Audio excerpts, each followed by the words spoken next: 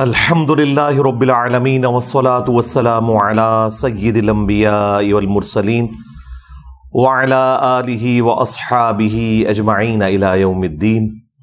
الحمدللہ آج 27 اگست 2023 کو سنڈے کے دن ہمارا یہ پبلک سیشن نمبر 109 منعقد ہونے جا رہا ہے۔ آپ کے سوالات ریئل ٹائم یہ پرچیوں کی شکل میں میرے پاس آ چکے ہیں، انشاءاللہ انہیں میں بعد میں ڈسکس کروں گا۔ پہلے ایک کرنٹ ایشو جو آج کل پاکستان کے مین سٹریم میڈیا کی بھی زینت بنا ہوا ہے اور سوشل میڈیا کے اوپر تو کافی دل دہلا دینے والی انفارمیشن سامنے آ رہی ہیں، اور وہ ہمارے صوبہ سندھ کے اندر رانی پور ایک جگہ ہے، وہاں پر ایک پیر صاحب ہیں اسد شاہ کے نام سے، ان کے گھر میں جو ظالمانہ قتل ہوا ایک کام کرنے والی بچی کا، فاطمہ جس کا نام تھا، بمشکل اس کی 10 سال عمر تھی۔ گھر والوں نے پیر صاحب کی خدمت کے لیے چھوڑا ہوا تھا، ظاہر ہے کہ جہالت عام ہے، اس طرح بچیاں لوگوں کے گھروں میں چھوڑنا خدمت کرنے کے لیے نہ تو یہ شرعی اعتبار سے حلال ہے اور نہ پاکستان کے قانون کے مطابق یہ حلال ہے۔ لیکن آپ کو پتہ ہے کہ ہم لوگ نہ دنیا کے ساتھ مخلص ہیں، نہ دین کے ساتھ، نہ اپنی آخرت کے ساتھ۔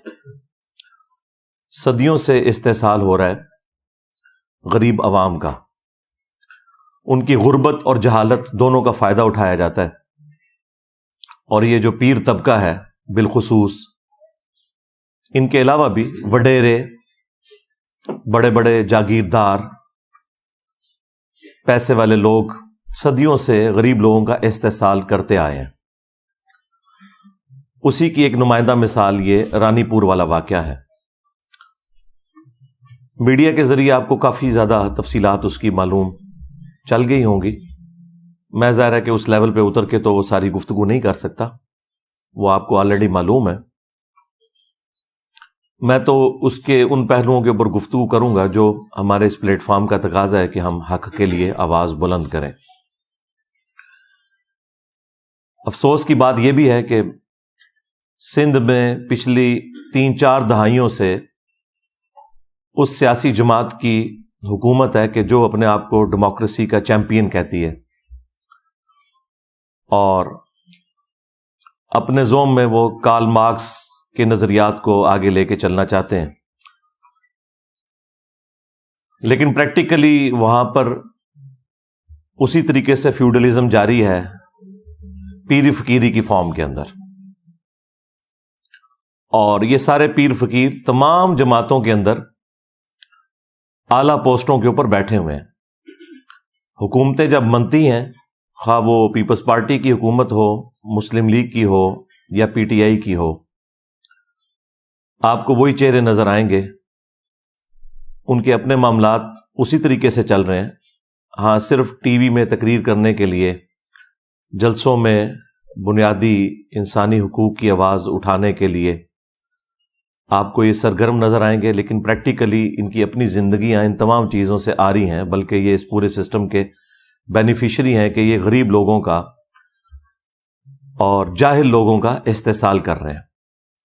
خود دیکھیں کہ ان کی اولادیں کتنی پڑھ لکھ گئی ہیں، دوسرے ملکوں سے پڑھ کے آئی ہوئی ہیں، لیکن اپنے علاقوں میں نہ بلوچستان کے اندر اور نہ سندھ کے اندر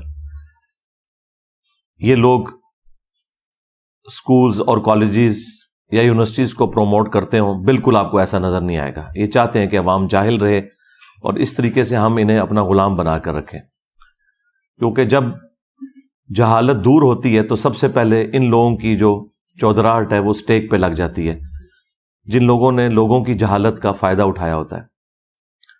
یہ اتنے بڑے 2 ہتھیار ہیں ان کے پاس، ایک جہالت اور دوسرا غربت، کہ جس کے ذریعے یہ کچھ بھی کر سکتے ہیں۔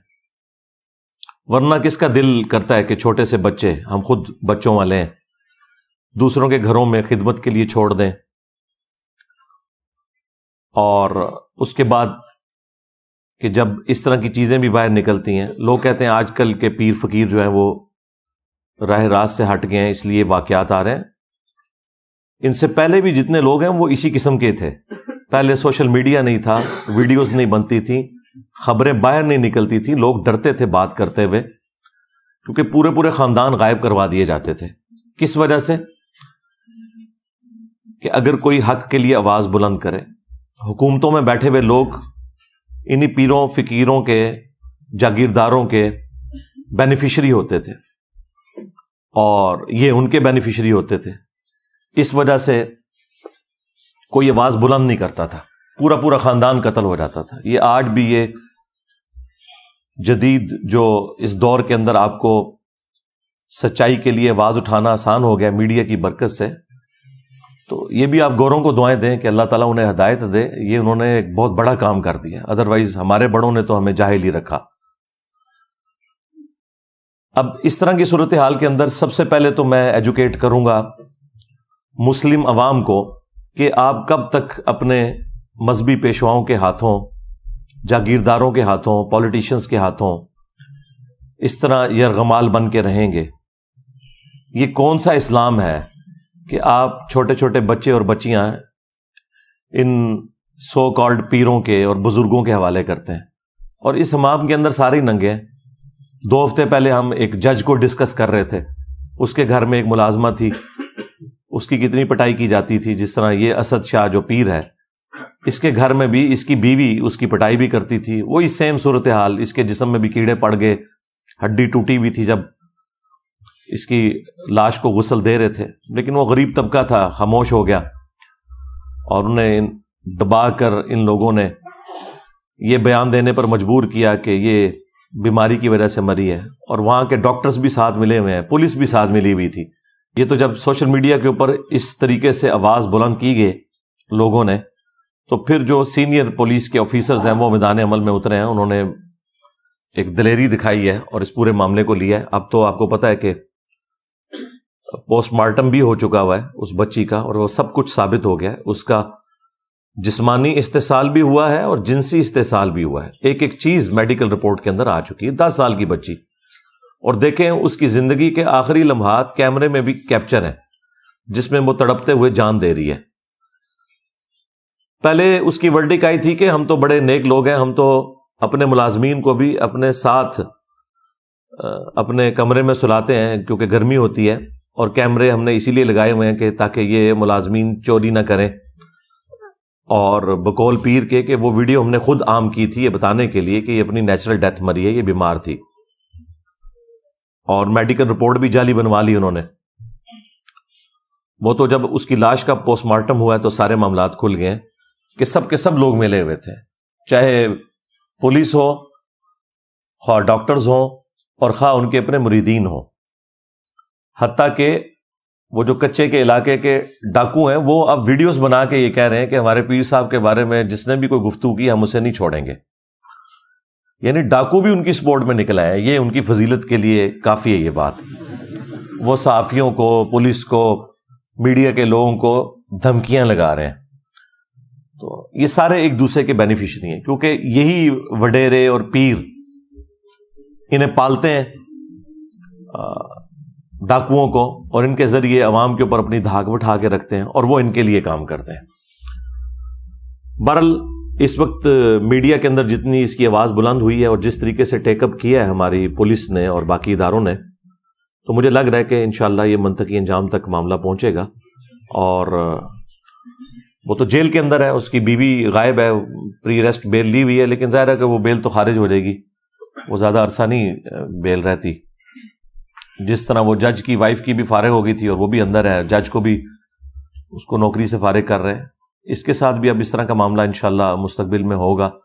شواہد کی بنیاد کے اوپر لگ رہا ہے کہ یہ اب بچنے والا نہیں انشاءاللہ تعالی.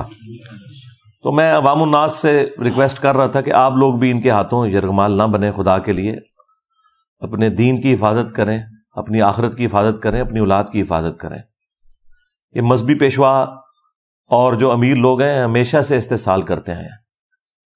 ہم تو یہ آج باتیں کر رہے ہیں، آج سے 700 سال پہلے حافظ ابن کثیر جنہوں نے تفسیر ابن کثیر لکھی 774 ہجری میں وہ فوت ہوئے ہیں اور آج چل رہی ہے 1445 ہجری، تو آلموسٹ 700 سال پہلے انہوں نے قرآن کی تفسیر بھی لکھی. تفسیر ابن کثیر کے نام سے پوری دنیا میں اہل سنت کے ہاں ایک مین تفسیر مانی جاتی ہے، اگرچہ اس میں کچھ کمزوریاں بھی ہیں لیکن اوورال ایک بہت اچھی تفسیر ہے. اور پیرلل میں انہوں نے تاریخ ابن کثیر بھی لکھی. عربی میں اس کا نام البدایہ والنہایہ ہے لیکن اردو میں تاریخ ابن کثیر کے نام سے مشہور ہے. اس میں انہوں نے اپنے زمانے کے لوگوں کے بارے میں لکھا ہے اور کیٹاگوریکل انہوں نے مینشن کیا ہے کہ جتنے حکمران ہیں، بادشاہ، حکومتی عہدے داران، علماء، فقہا، بزرگان دین کی انہوں نے فضائل لکھے ہوئے ہیں. اس میں میری ویڈیو سے متاثر نہیں ہوئے تھے ابن کثیر. انہوں نے ان ساروں کے نام لکھ کے کہا کہ یہ سب کے سب لوگ یہ بچوں کے ساتھ منہ کالا کرنے کے مرض کے اندر مبتلا ہیں سوائے جن کو اللہ بچا لے. اچھا، اور یہاں ترجمہ کرنے والوں نے نا بڑا گول مول کر کے ترجمہ کیا ہے اس کو تو انہوں نے کہا کہ جی دنیا میں ایسے لوگ موجود ہیں جو یہ کرتے ہیں دنیا میں.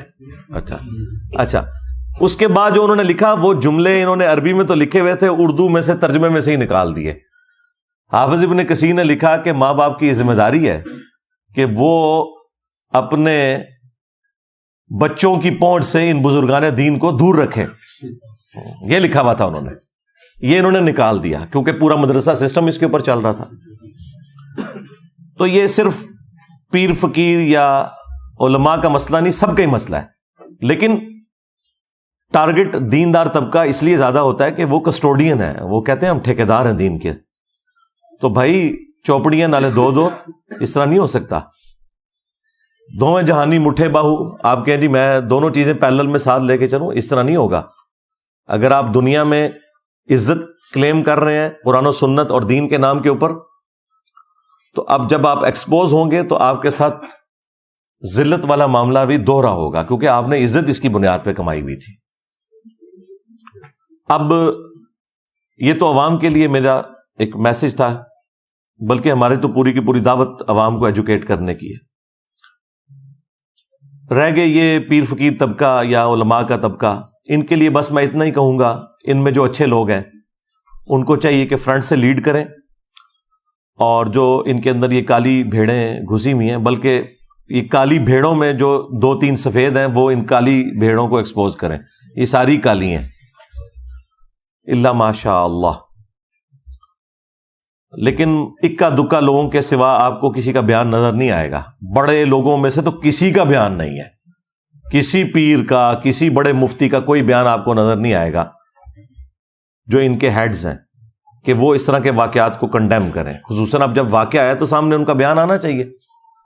ویسے تو یہ چھوٹی چھوٹی بات کے اوپر جو ہے وہ سڑکوں کے اوپر نکل آتے ہیں، روڈز بلاک کر دیتے ہیں، احتجاج کرتے ہیں، دھرنے دیتے ہیں.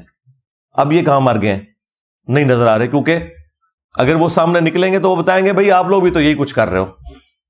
ایک دوسرے کے یہ سمجھ لیں جنہوں کہنا ہے پنجابی کانے نے، ایک دوسرے کی اصلیت ان کے اوپر ایکسپوز ہوئی ہے. سیدھی سی بات ہے، ہمیں تو یہی لگ رہا ہے. کدھر یہ بڑے سامنے آئے نا، یہ جو کہتے ہیں جی نہیں وہ اصلی پیر بھی ہوتے ہیں، جی جعلی پیر بھی ہوتے ہیں، ڈبا پیر بھی ہوتے ہیں. چلو جی جڑے اصلی نے سامنے آؤ، نہیں آ رہے. یہی کچھ ہی ہے سب کچھ الا ماشاء اللہ. تو ان کے لیے تو یہ میسج ہے. باقی جو ان میں کالی بھیڑیں ہیں جو زیادہ تر ہیں، انشاءاللہ اللہ تعالیٰ انہیں عذاب دے گا. ان کے لیے تو ہماری دعا ہے کہ اللہ تعالیٰ انہیں ہدایت دے. اگر ہدایت نہیں ہے تو تباہ و برباد کرے، اس دنیا کو پاک کرے ان لوگوں سے.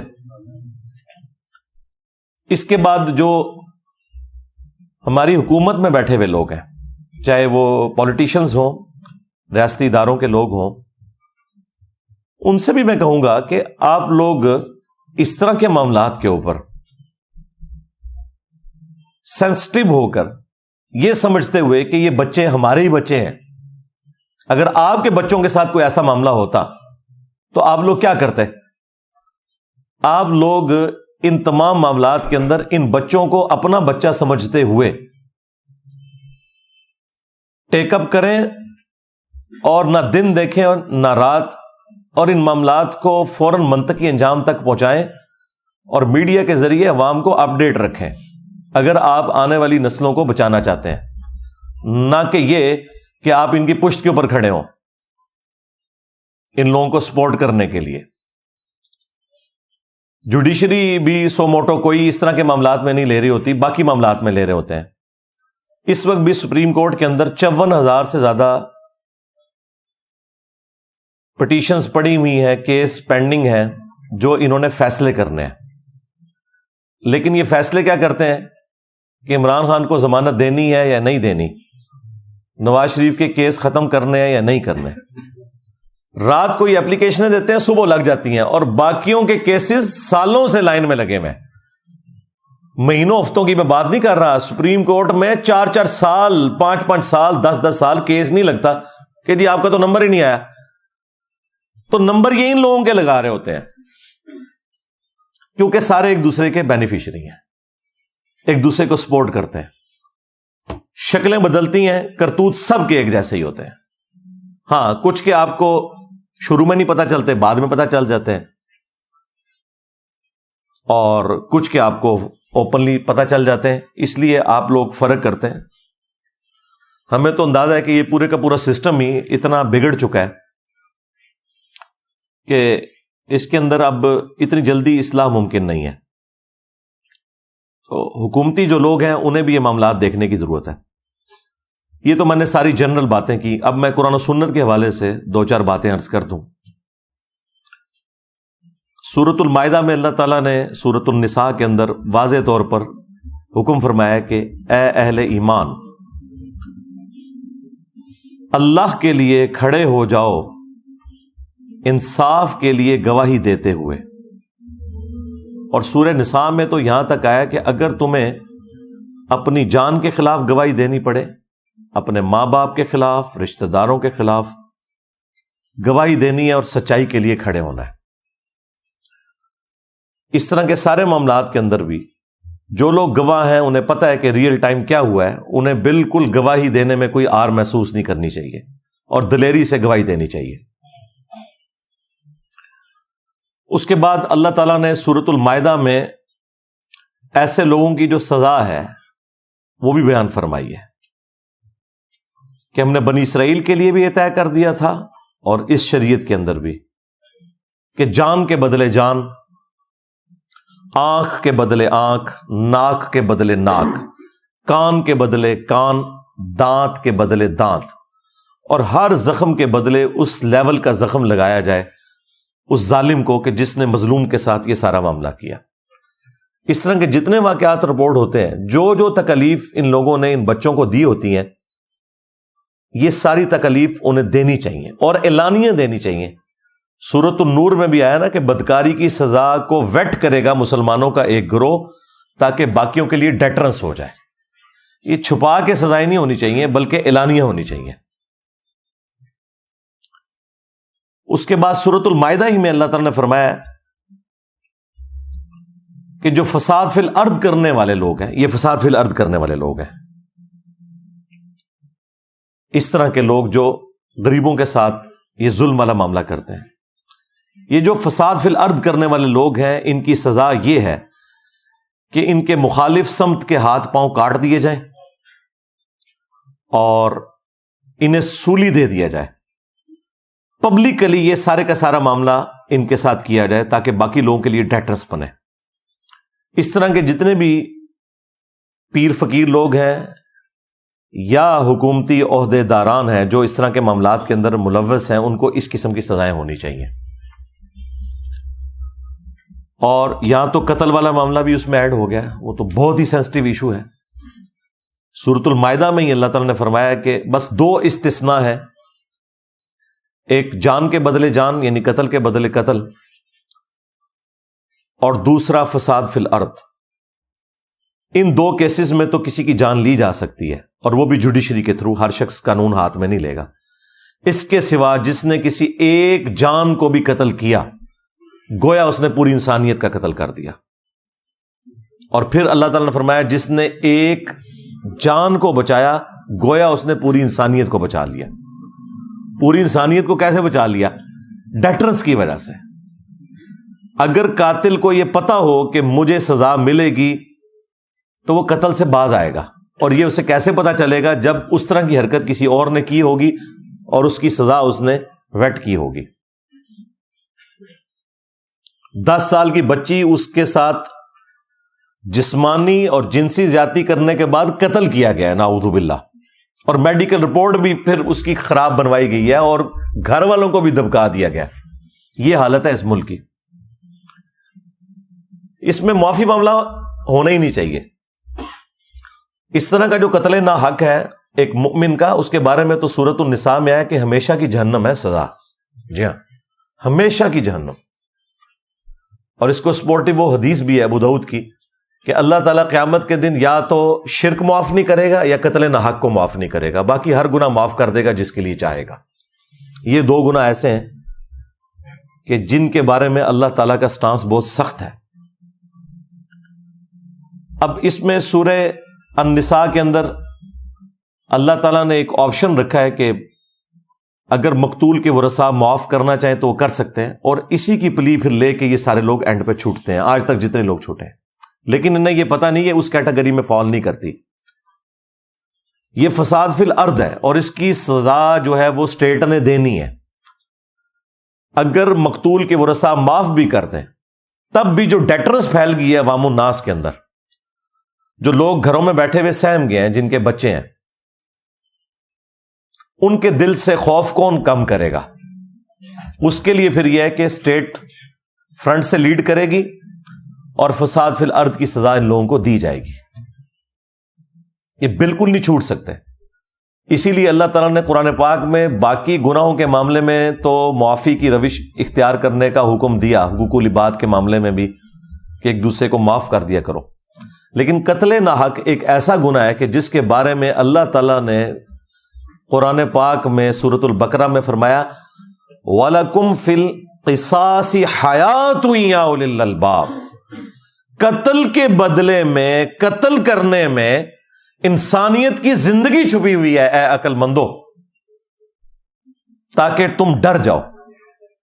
یعنی ڈیٹرنس اسی میں ہے کہ جس قاتل نے قتل کیا اس کے بدلے میں اس قاتل کو قتل کروایا جائے اور معافی کی روش اختیار نہ کی جائے.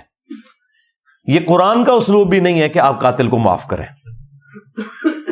حتیٰ کہ بخاری اور مسلم دونوں میں حدیث موجود ہے کہ قیامت کے دن سب سے پہلے قتل کے مقدمے کا فیصلہ ہوگا.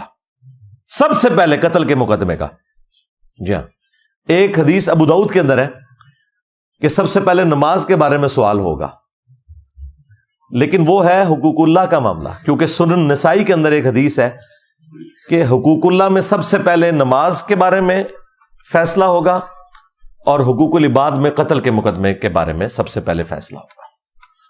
اور وہ فیصلہ کس لیول کا ہے کہ ابو داؤد کے اندر حدیث موجود ہے کہ مقتول قیامت کے دن اپنے قاتل کو الٹ ہوگا. یہاں تو قاتل نے قتل کیا تھا نا, وہاں پہ جو قتل ہوا وہ شخص ہے وہ اپنے قاتل کو پیشانی کے بالوں سے پکڑے گا, اس حال میں کہ اس کی اپنی رگوں سے خون بہ رہا ہوگا, اور وہ اسے گھسیٹتا ہوا اللہ تعالیٰ کی بارگاہ کے اندر پیش کرے گا. اللہ تعالیٰ کے عرش کے پاس پہنچ جائے گا اور کہے گا کہ یا اللہ آج مجھے انصاف چاہیے کہ اس نے دنیا میں میری جان کیوں لی تھی. اتنی اللہ سے فرینکنس ہے مقتول کی کہ وہ قاتل کو پیشانی کے بالوں سے پکڑ کے اللہ کے پاس پہنچ جائے گا. یہی حدیث جب سنن نسائی میں آئی ہے تو اس میں وہ صحابی کہتے ہیں کہ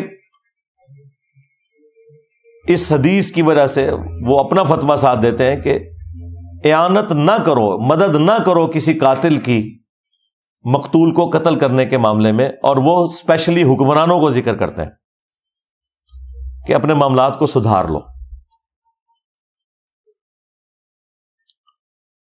صحیح بخاری کے اندر ایک حدیث ہے, اس کو سپورٹو حدیث ترمذی میں ہے. ترمذی والی حدیث کے اوپر تو کلام ہے بعض محدثین کا, لیکن اس کے الفاظ بہت خطرناک ہیں. میرے نزدیک تو وہ روایت بخاری کی وجہ سے مضبوط ہو جاتی ہے. ترمذی میں الفاظ ہیں کہ اگر زمین و آسمان کی ساری مخلوقات مل کے ایک مومن کو قتل کرتے ہیں تو اللہ تعالیٰ پوری کائنات کو جہنم میں پھینک دے گا اس ایک مومن کے قتل کے بدلے میں. جامعہ ترمذی میں جو یہ حدیث ہے، اس کو سپورٹو جو بخاری کی حدیث ہے، اس میں الفاظ ہیں کہ سیدنا عمر کے دور میں جب ایک قتل کا مقدمہ آیا تو سیدنا عمر نے کہا کہ اگر یہ پورا گاؤں بھی اس ایک بندے کو قتل کرنے میں شریک ہوتا تو میں سب کو قتل کروا دیتا. ایک بندے کے قتل کے بس. جامعہ ترمذی میں اور سنن ابن ماجہ میں حدیث ہے، نبی الاسلام نے فرمایا کہ اے کعبہ تیری خوشبو بہت اچھی ہے، لیکن ایک مؤمن کی حرمت اللہ تعالی کے نزدیک تجھ سے بھی بڑھ کر ہے. اور جامعہ ترمذی میں حدیث ہے کہ نبی صلی اللہ علیہ وآلہ وسلم نے فرمایا کہ اللہ تعالیٰ کے نزدیک ایک مؤمن کا قتل کرنا اس سے بڑا گناہ ہے کہ کوئی شخص پوری دنیا کو تباہ و برباد کر دے. اب پوری دنیا کے اندر سب کچھ آتا ہے، سارے بزرگان دین، ان کے مزارات اور کعبہ شریف، سب کچھ کوئی برباد کر دینا، حرمت کی ساری جگہ ختم کر دے، اس سے بڑھ کر جرم ہے ایک مومن کا قتل. اور یہ صرف بات مومن تک نہیں ہے، صحیح بخاری میں حدیث ہے جس نے ایک کافر کو بھی ناحق قتل کیا، جو مسلم سٹیٹ کے اندر ٹیکس دے کر عہد کی پاسداری کر رہا تھا، جزیہ دے کر رہ رہا تھا، تو اللہ تعالیٰ ایسے شخص کے اوپر جنت کو حرام کر دے گا، یہاں تک کہ وہ جنت کی خوشبو بھی نہیں پائے گا، جو کہ 40 سال کی مسافت سے آ رہی ہوگی. یعنی کافر کا ناحق قتل کرنے والا جنت میں جانا تو دور کی بات ہے، جنت کی خوشبو بھی نہیں پائے گا. تو مومن کا قتل تو پھر بہت بڑے لیول کی چیز ہے. لیکن یہ ساری کی ساری حدیثیں، آیات ہماری کتابوں میں لکھی رہ گئیں. پریکٹیکلی مسلمان اس وقت دنیا کے امن کے لیے ایک خطرہ ہی بنے ہوئے ہیں. تھوڑے سے ہیں، زیادہ تر مسلمان تو ایسے نہیں ہیں، لیکن وہ تھوڑے اتنے ڈومیننٹ ہیں کہ اس دنیا کو انہوں نے جہنم بنا دیا. پاکستان کو تو بنا دیا ہے جہنم آپ کے سامنے. نہ مسلمانوں کی جان مسلمانوں کے ہاتھ سے محفوظ ہے اور نہ نان مسلمز کی جان ان لوگوں کے ہاتھ سے محفوظ ہے. جب چاہتے ہیں، جس کے اوپر چاہتے ہیں چڑھ دوڑتے ہیں، اور ایک سمجھ لیں لا قانونیت والا معاملہ نظر آتا ہے. اس لیے میں نے قتل ناحق سے متعلق یہ ساری حدیثیں فی البدی بیان کی، اور یہ اتنی دفعہ میں نے بیان کی ہیں کہ وہ مطلب مجھے کوئی بیٹھ کے کوئی رٹا نہیں مارنا پڑتا. یہ آپ رات کو 12 بجے بھی اٹھا کے مجھ سے آیات اور احادیث سنیں، کیونکہ اس ملک میں تو آئے دن یہ احادیث ہمیں بیان کرنی پڑتی ہیں کہ خدا کے لیے بیسک ہیومن رائٹس کا کوئی خیال کریں، یہ دنیا کو رہنے کے قابل چھوڑیں، خواہ انڈیویجول لیول پہ ہو خواہ جماعتی لیول کے اوپر ہو، ایک دوسرے کی جان کی قدر کریں. اور اس میں آخر میں حکمرانوں کے لیے میسج ضرور دوں گا جنہیں بڑا شوق ہے پوسٹ حاصل کرنے کا، لیکن میں ببانگ دوہل کئی ویڈیوز میں کہہ چکا ہوں کہ حکمرانوں کی تو جہنم کنفرم ہے، الا ماشاء اللہ کو بچ جائے تو بچ جائے، حکمران نہیں بچتے. انہیں بڑی شیروانیاں پہننے کا اور بڑی ٹائیاں لگانے کا، بڑے بیج لگانے کا شوق ہے، انہیں پتہ نہیں ہے کہ یہ پوسٹ کتنی خطرناک ہے. بخاری اور مسلم دونوں میں حدیث ہے کہ بدترین گڈریا وہ ہے جو کسی قوم کے اوپر گڈریا ہے، یعنی حکمران ہے، اگر اس نے انصاف نہ کیا تو وہ جنت کی خوشبو بھی نہیں پائے گا. ہاں جی، خوشبو بھی نہیں پائے گا. ایک اور حدیث ہے بخاری اور مسلم میں، تم میں ہر شخص نگہبان ہے، اس سے اس کی رعیت کے بارے میں پوچھا جائے گا. پھر نبی الاسلام نے اسے کھولا اور فرمایا کہ ایک خاوند اپنی بیوی اور بچوں کے اوپر حکمران ہے، اگر ان کے ساتھ انصاف نہ کیا تو اس کی پکڑ ہوگی. ایک بیوی اپنے خاوند کے مال اور بچوں کے اوپر حکمران ہے، اس سے اس کے بارے میں پوچھا جائے گا. اور ایک حاکم وقت اپنی رعایا کے اوپر نگہبان ہے، اس سے اس کے بارے میں پوچھا جائے گا. کامیاب ہو گیا تو ہو گیا، ادروائز تو جہنم پھر پکی ہو گئی. ہاں، اگر کوئی اچھا حکمران ہے، اس کے بارے میں بخاری مسلم میں حدیث ہے کہ 7 لوگوں کو اللہ کے عرش کا سایہ ملنا ہے، ان میں سے پہلے نمبر پہ عادل حکمران ہے. ہاں، وہاں پہ بھی مرتبہ اوپر ہے، لیکن یہ پھر آپ کو ڈھونڈنے سے بھی نہیں ملے گا کوئی، یہ بڑا مشکل کام ہے.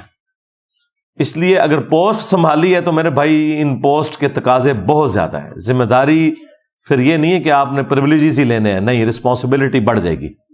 اللہ کے حضور پھر کوئی چھڑوانے والا نہیں ہوگا اگر آپ نے اپنی پوسٹ کے ساتھ انصاف نہیں کیا اور اپنے معاملات کو صحیح طریقے سے نہیں لے کر چلیں۔